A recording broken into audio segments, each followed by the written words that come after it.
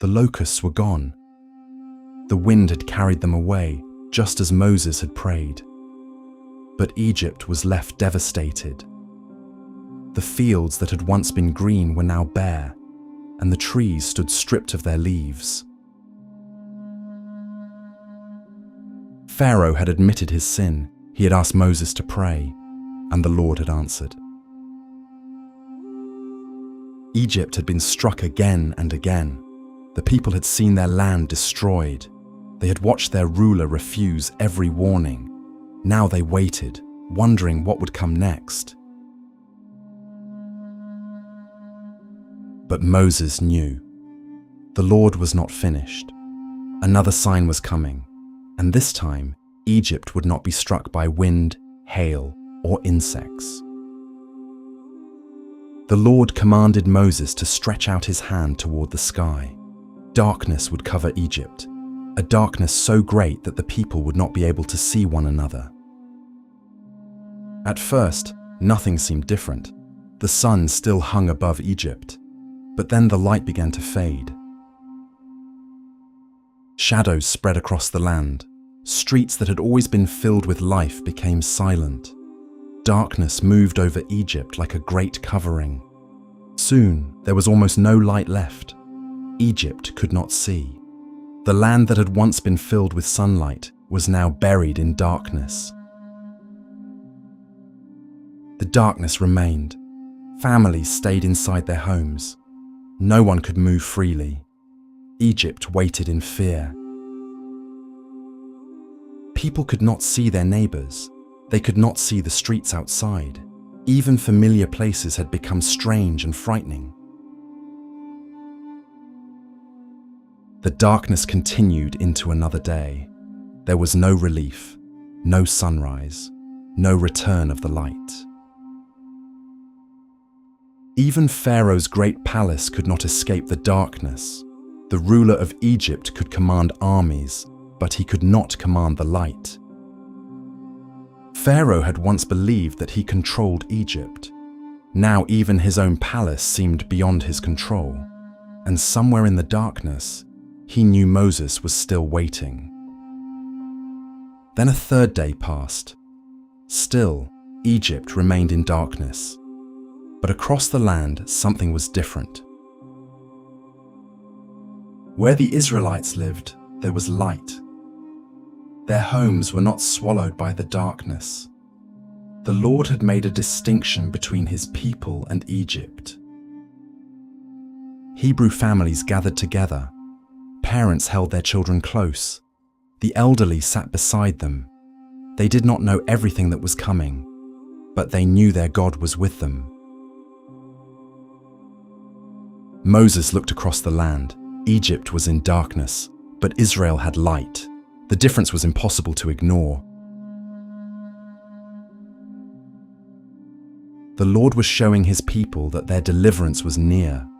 Pharaoh could resist. He could refuse, but he could not stop what God had begun.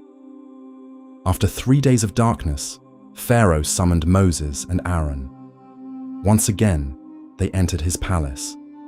But this time, the atmosphere was different. Pharaoh was finally willing to let the people go. Men, women, and children could leave, but he still wanted something to remain behind.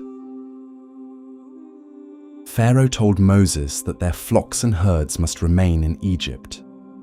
He was still trying to control how Israel would leave. But Moses would not compromise. Their animals had to go with them. They were going to serve the Lord. Not one animal would be left behind.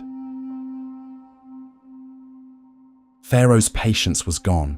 The ruler who had negotiated with Moses now became furious. Pharaoh ordered Moses to leave. He warned him never to appear before him again. If Moses saw his face again, Pharaoh said he would die. Moses did not argue. He simply answered, "You are right. I will never see your face again." Moses turned away from Pharaoh. The confrontation was over, but the final judgment had not yet come. The Lord had told Moses that one more plague would come upon Egypt. After that, Pharaoh would finally let Israel go. Not because Pharaoh had become willing, but because the power of God would leave him no choice. The people of Israel would not remain slaves forever. Their long years of suffering were coming to an end. Soon, they would leave Egypt. Moses instructed the Israelites to ask their Egyptian neighbors for silver, gold, and clothing, and the Lord turned the hearts of the Egyptians toward his people. Moses himself had become highly regarded in Egypt. Even Pharaoh's servants knew that the God of Israel was doing something extraordinary through him. Then Moses proclaimed the final warning. The Lord would pass through Egypt at midnight, and this time the judgment would reach every household. Every firstborn in Egypt would die, from Pharaoh's firstborn son to the firstborn of the servant, even the firstborn of the animals. A great cry would rise throughout Egypt, a cry greater than any the land had ever heard. The nation that had refused to listen would finally understand. But among the Israelites, there would be a difference. The Lord would distinguish between Egypt and Israel. His people would know that he had not forgotten them. Moses looked toward Egypt. He had spent years standing before Pharaoh. Now the end of their struggle was near. Inside the palace, Pharaoh remained stubborn. He did not yet understand that the power he was resisting was far greater than the throne beneath him. In the Hebrew homes, families waited. They did not know exactly how the Lord would deliver them, but they trusted that he would. 9 judgments had already fallen upon Egypt. Pharaoh had watched the Nile change. He had seen the land struck by plague after plague. He had seen hail, locusts, and darkness. Yet he still refused to release God's people.